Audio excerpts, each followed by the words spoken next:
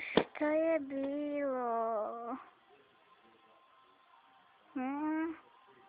Šta je bilo?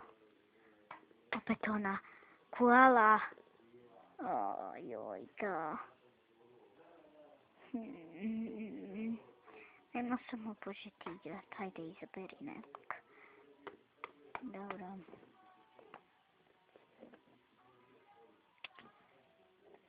Hajde, mene. Veronika.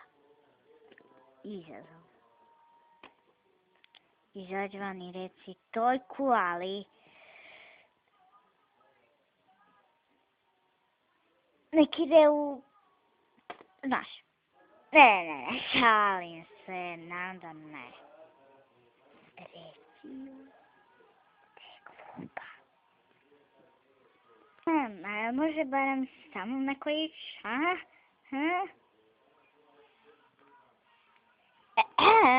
Boj se.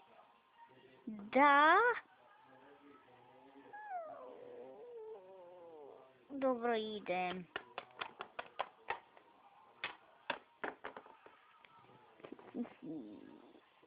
Zašto se ti smiješ?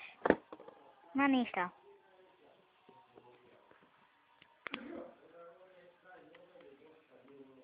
Glupa koala! Ti!